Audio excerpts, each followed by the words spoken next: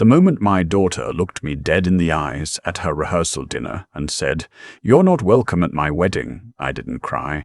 I didn't argue. I just set down my glass of sweet tea, pushed back my chair, and walked out of that restaurant into the cold November air of Charlotte, North Carolina. And I think that quiet exit scared her more than anything I could have said.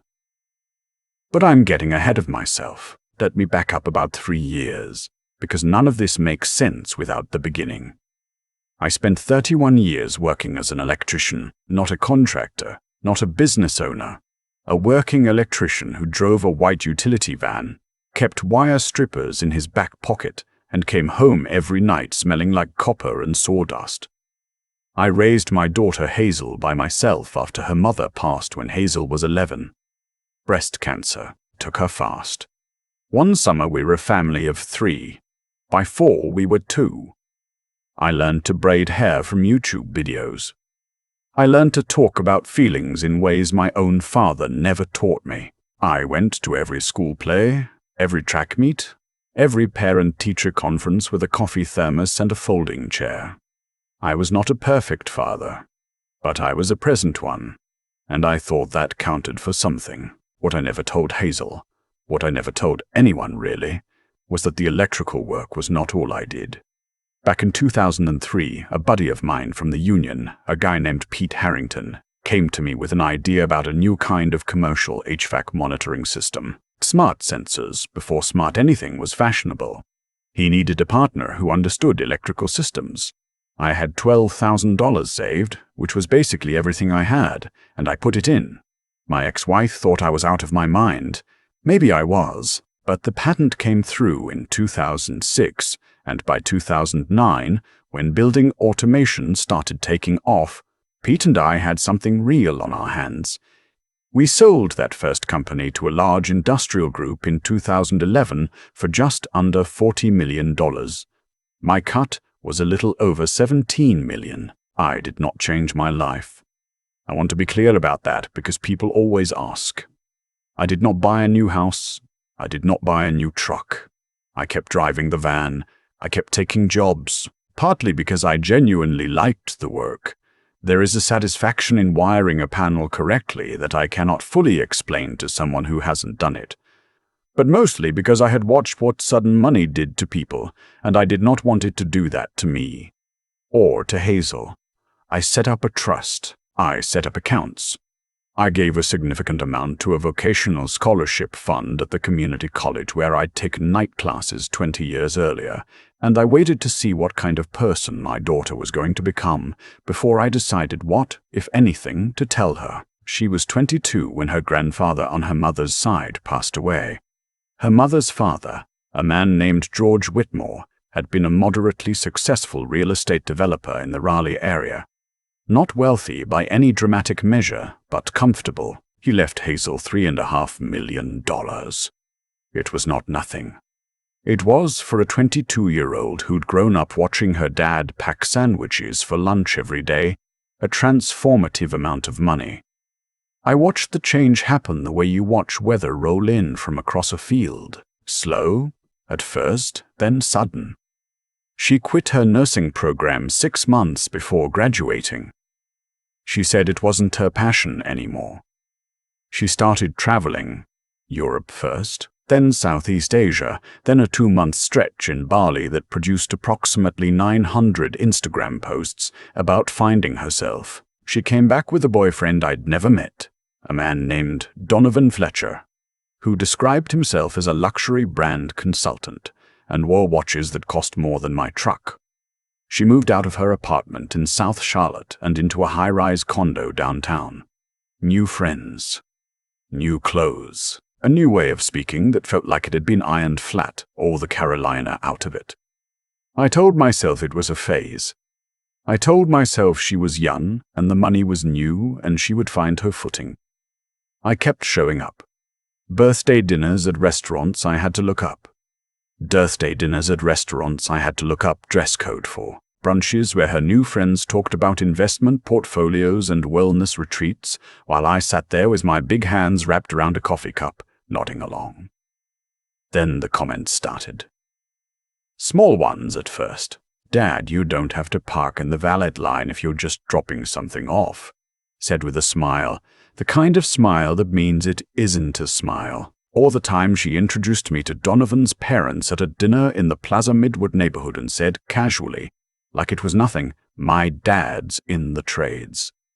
The trades. 31 years reduced to 2 words that were specifically chosen to create distance. I let it go. I kept letting it go. The engagement party was in September. They booked out the rooftop of a hotel in uptown Charlotte. One of those sleek, glass and steel places where everything is either white or the color of charcoal, and the appetizers are 6 bites of something you can't quite identify on a slate tile. I wore my best suit, the navy one I'd bought for Hazel's high school graduation, and had dry cleaned twice since. I had a card in my pocket with a personal letter inside, and a check for $25,000 because I thought that's what fathers did at their daughters' engagement parties. I got there early, the way I always do. I found Hazel near the bar and she hugged me. But the hug was brief and diagonal, the kind you give someone when you're already looking past them, at someone else you need to get to. She introduced me to a few people. I shook hands. I complimented the space. I was doing what I always did at these things, which was make myself small enough that she didn't have to explain me. And then Donovan's father got up to say a few words. He was a genial man, the kind who fills a room with volume without quite filling it with warmth. He talked about Donovan's accomplishments, his business acumen, his vision. He talked about Hazel's grace and her entrepreneurial spirit, which I thought was an interesting phrase for someone who had not yet started a business. And then he gestured toward their parents and said, "We're so grateful for both families." I raised my glass. I smiled. And then Hazel leaned toward the microphone and said she also wanted to say a word about family, about the kind of future she and Donovan were building, about surrounding themselves with people who matched their energy and their ambitions. It started as a toast. It curled into something else. She looked right at me when she said it. I want this next chapter of my life to be surrounded by people who inspire me. And I love my dad. But that sat in the air like smoke.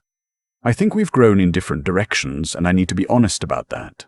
Some relationships, even family ones, just don't fit the life you're building, and I'm choosing my peace.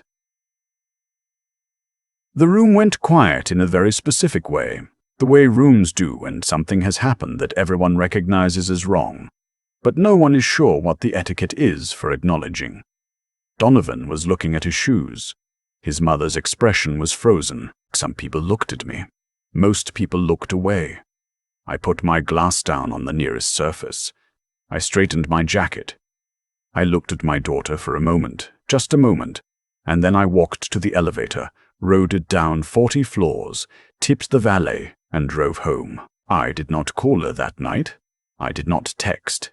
I made a bowl of cereal, watched about 40 minutes of a baseball game I didn't care about, and went to bed. What Hazel did not know, what she had no reason to know, because I had made a deliberate choice never to tell her while I was watching to see who she was becoming, was that $3.5 million from her grandfather was not the end of her inheritance story. It was the beginning of it. George Whitmore, her mother's father, had been a careful man. Before he died, he had updated his estate planning documents with language that I had actually suggested to him years earlier, when we'd had a long conversation about the nature of family and money and character. George was old-fashioned in a way I respected. He believed that an inheritance was not a gift, it was a test. The $3.5 million Hazel had received was an initial distribution. There was a secondary trust, considerably larger, that had conditions attached to it. The conditions were not unusual by legal standards. They were the kind of thing that sounds almost quaint until you realize someone actually has to enforce them. The trust required, among other things, that the primary beneficiary maintain demonstrable and respectful relationships with immediate family members. There was language about documented estrangement that was initiated by the beneficiary. There was language about public acts of disownment. George's attorney had drafted it, but the intent behind it had come from a long conversation George and I had over coffee on his porch in Raleigh about 3 years before he died. He'd asked me, once, what I would want for Hazel if I weren't around. I told him I didn't want her to be rich and empty. I told him I'd watched money break people I cared about, and I'd rather she have nothing and be decent than have everything and be cruel. He nodded for a long time and said, "Let me talk to my attorney." I never knew exactly what he'd written until his estate attorney contacted me, 6 weeks after the engagement party. The secondary trust had a value of approximately $8 million. The attorney informed me, with considerable professional detachment, that based on documented evidence, including witnesses to the engagement party incident, and a certified letter Hazel had apparently sent to my address shortly afterward, formally requesting that I not attend her wedding. The conditions of the trust had been triggered. The trustee, an independent fiduciary firm in Raleigh, had begun the process of evaluating whether the beneficiary had materially violated the behavioral clauses. I did not celebrate this. I want to be clear about that too. I sat in my kitchen for a long time after that phone call, and I felt mostly tired. They reached a determination within 60 days. Hazel was notified that the secondary trust distribution, the $8 million, would be redirected per the terms of the document to a list of designated charitable organizations, and that she had 30 days to contest the determination through legal arbitration. She called me the day she got that letter. I let it go to voicemail. Not out of cruelty. I just wasn't ready. I was standing in the parking lot of a job site in Concord, eating a sandwich, and I got the notification, and I stood there for a minute looking at her name on the screen, and then I let it go. Her message was long. Parts of it were angry. Parts of it were confused. There was a section in the middle where she cried, or was close to crying, and her voice did this thing it used to do when she was little and had gotten herself into a situation she didn't know how to get out of, a kind of wobble, a thinness. I stood there in that parking lot and listened to the whole thing twice. She did not apologize in the message, not directly. She said she thought things had been taken out of context. She said the engagement party speech had been poorly worded. She said she never actually sent a letter to my address, which I knew wasn't true because the estate attorney had mentioned it specifically with documentation. I called her back that evening. The conversation was hard in the way that honest conversations with people you love are always hard. I didn't yell. I didn't need to. I told her I had heard what she said at that party. I told her I had watched her become someone who used people as props in her own story, including me, and that I had kept quiet about it for a long time because I kept hoping the phase would end. I told her about the secondary trust, not the full details, but the outline, that her grandfather had cared very much about character and had made provisions accordingly.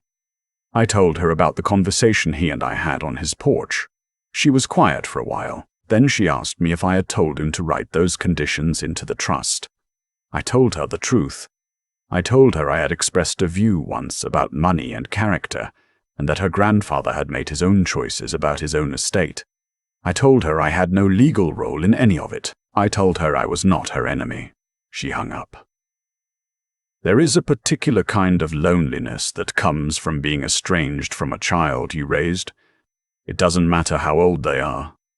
It doesn't matter who was right. You made that person. You held them when they were sick. You helped them with the nightmares. And now there is just a phone that doesn't ring and a chair at the table that stays empty. And you learn to fill your days with other things. I threw myself into work. I took a long contract up in Asheville, rewiring a historic building. I called my brother in Memphis more than I had in years. I started going to a Wednesday evening Bible study at a church near my house, not because I was especially religious, but because I needed to be somewhere with other people on Wednesday evenings. What I hadn't told Hazel, what I still hadn't told her, because the timing had never been right, and then the estrangement made it beside the point, was that Pete and I had not stopped after that first company. We had stayed in touch, and in 2017, we had co-founded a second company, this one in the building energy management space, working with large commercial real estate clients. I was not the face of the company. I was never the face of anything, but I held an equity stake that had grown considerably as the commercial real estate sector started taking sustainability and energy efficiency seriously. In 2022, a private equity firm out of Atlanta made an offer to acquire us. The deal closed in the spring of 2023. My stake was worth considerably more than the first time around. I was, by any objective measure, a wealthy man. I wore the same clothes. I drove a newer truck, but not a fancy one.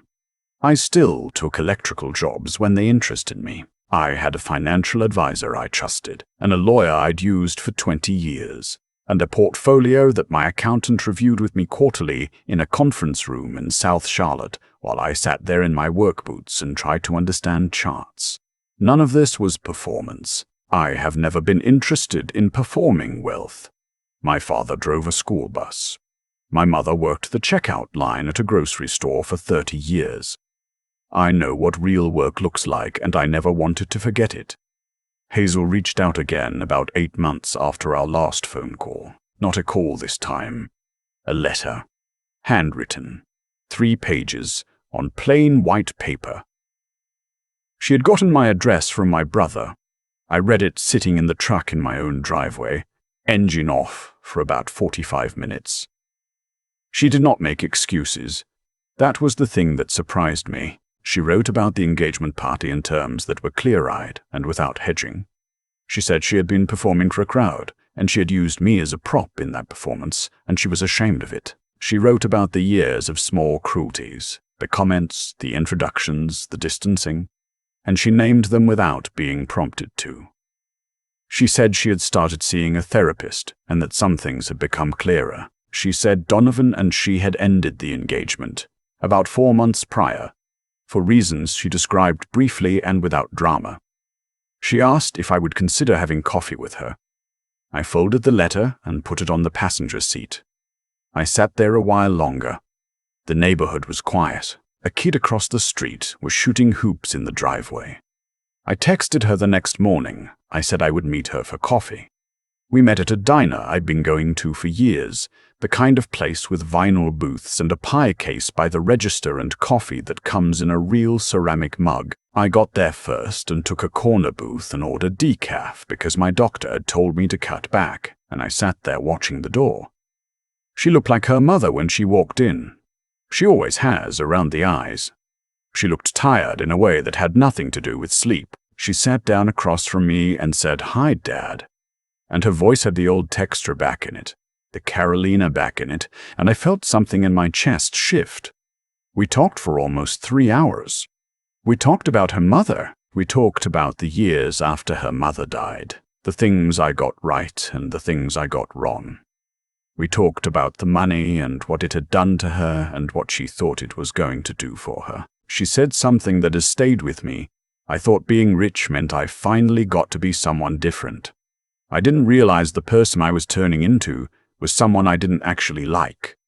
I told her about the second company, about the acquisition, about what my financial situation actually looked like. She laughed, kind of a short, disbelieving sound. She said, "Dad, you drove that van." I said I liked the van. She shook her head slowly and looked out the window at the parking lot and then back at me, and she said, "All this time you could have." And she stopped. I said, "Could have what?" She thought about it for a second. Could have shown up differently. I told her I didn't know what showing up differently would have meant. I told her I showed up. I was there. I braided her hair and went to her track meets and packed the sandwiches and did the work. I told her the money was never the point of any of it. She was quiet for a while. Then she said, "I know. I paid for the coffee." She argued with me about it, which made me smile. We walked out into the November air, another November, 2 years after the engagement party. The same cold and the same gray sky. And she hugged me in the parking lot, a real hug this time. Both arms, the kind that lasts long enough to mean something. We are not all the way back. I want to be honest about that. Because I think people want these stories to end with everything repaired and everyone transformed and the family whole again like it was in the beginning. We have dinners sometimes. We text. She is in therapy and working at a community health nonprofit in West Charlotte, which is a long way from the rooftop and the white interiors and the people who talked about matching each other's energy. She seems calmer. She seems more like herself, or more like the self she was always going to be before the money got in the way. I still drive a truck. I still take the occasional electrical job when something interesting comes across my desk, a historic building, a complicated commercial project, something that requires thinking. I still go to the Wednesday evening Bible study. I gave a significant portion of the acquisition proceeds to the scholarship fund and to a couple of other organizations I believe in, and I am comfortable with what I kept. The $8 million from her grandfather's secondary trust went in the end to 3 organizations. A breast cancer research foundation in North Carolina, which felt right in ways I didn't need to explain to anyone. A vocational training program for formerly incarcerated men in the Charlotte area, and a children's literacy nonprofit that her mother had volunteered with years before she got sick. I had no role in directing those distributions. That was the trustee's work, following George's written intent. But when I found out, I thought he got it exactly right. Hazel found out about the distributions about a year after the determination.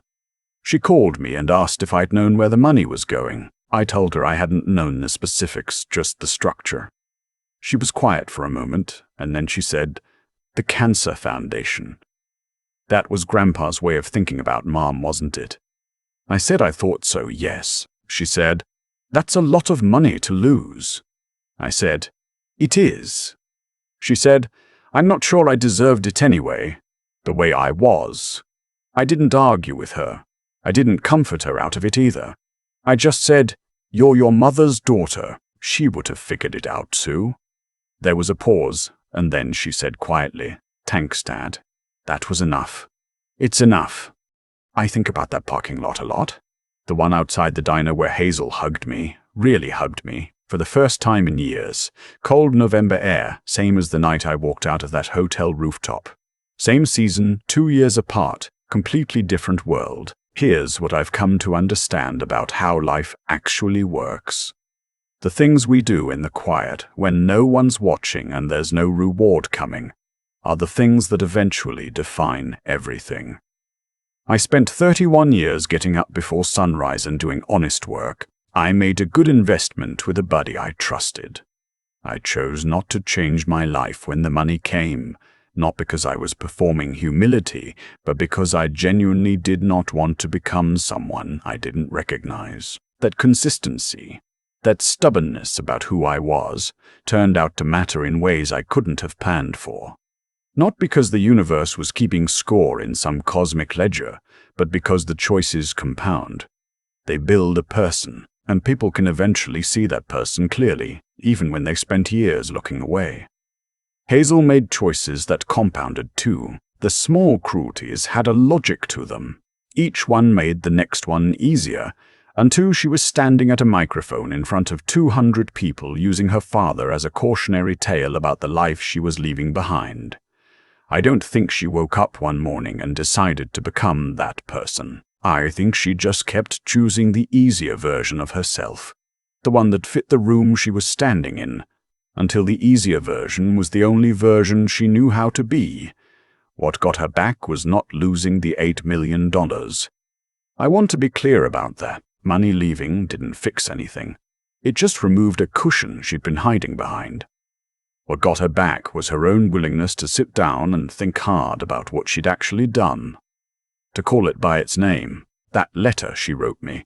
3 pages on plain white paper, no excuses. That took something real. That took the kind of honesty that is genuinely uncomfortable to practice.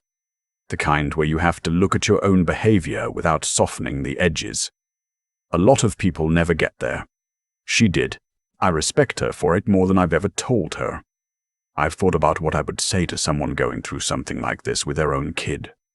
I think the hardest part is staying decent when decency isn't being returned to you. There were 100 moments where I could have lashed out, sent an email, made a scene, told her friends what I knew. I didn't.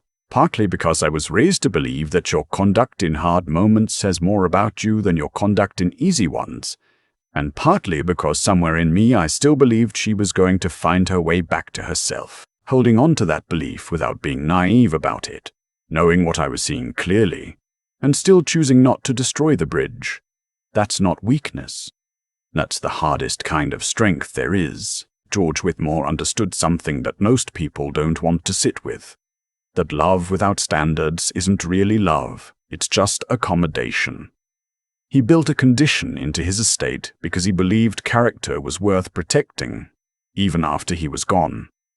I think he was right, and I think the Breast Cancer Foundation, the vocational program, the literacy non-profit, I think he would have been glad to know his money went there, that it did something durable in the world, instead of funding a life that was making his granddaughter smaller. I'm not wise. I'm just a man who worked a long time and paid attention. But I know this.